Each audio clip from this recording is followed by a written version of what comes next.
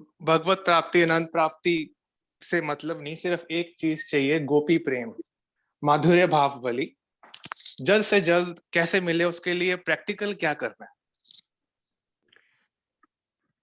गोपी प्रेम को प्राप्त करने के लिए भी पहले तो साधना ही शुरू करनी पड़ेगी ना। डायरेक्ट गोपी प्रेम नहीं मिलेगा।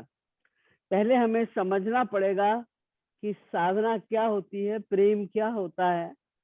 उसको समझने के बाद हमें गोपी प्रेम को पाने की अपनी अभिलाषा को बढ़ाना है। तो सबसे प्रथम पूरी फिलॉसफी जो महाराज जी की है उसे अच्छी प्रकार से समझिए। जब तक आप अच्छी प्रकार से फिलॉसफी को नहीं समझेंगे तो गोपी प्रेम ऐसे एकदम जंप नहीं कर सकते। वो तो प्रेम की उच्चतम अवस्था का नाम है गोपी प्रेम। पहले हमें साधना करनी होगी एक साधारण साधक की भांति, निष्काम भाव से। ये प्रमुख बात यही है कि हमको प्रारंभ से ही अपना निष्काम भाव रखना है। भगवान से कुछ मांगना नहीं है, बदले की भावना नहीं है कि हमको मुक्ति मिल जाए, हम भवसागर से पार हो जाएं, हमको आनंद मिल जाए। बहुत प्रकार की भावनाएं लोगों की होती है। नहीं, हमें तो भगवान का प्रेम चाहिए।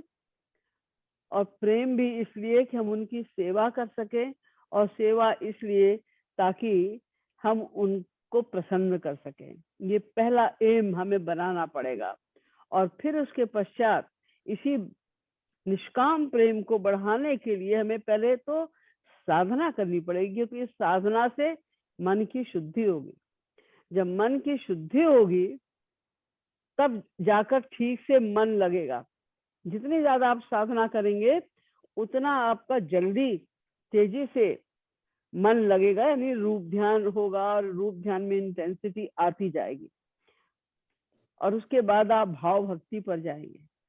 भाव भक्ति पर जाने के बाद कहीं प्रेम की बात प्रारंभ होती है। इसलिए लक्ष्य हमको गोपी प्रेम का ही रखना है।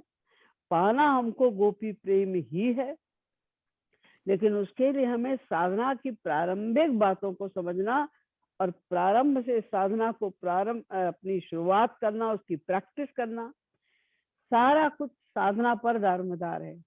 जितनी ज्यादा आप साधना करेंगे उतना ही ज्यादा मन शुद्ध होगा।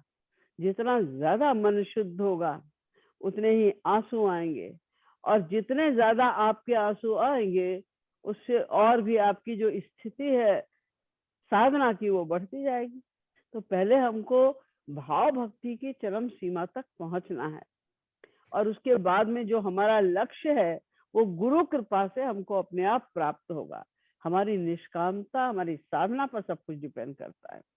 इसलिए हमें तो पहले तो बस साधना बढ़ानी है अपनी, कि प्रमुख जो उसका एसेंस है साधना का, वो तो यही है कि आप 1-2 घंटे बैठकर रूप ध्यान करने की प्रैक्टिस कीजिए। ये प्रथम बात। दूसरी बात ये कि आप जहां भी जाइए, जो भी करिए, करना तो और भी संसार के बहुत से काम होते हैं।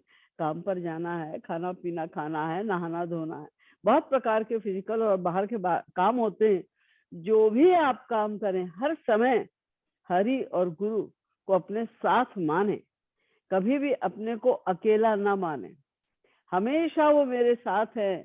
वो मेरे हर, चाहे वो आपका कोई मानसिक कर्म हो या आपका शरीर का संबंधी कर्म हो, वो नोट कर रहे हैं हर समय, और उन्हें हमें प्रसन्न करना है। तो हमें वही करना है जो उन्हें पसंद हो।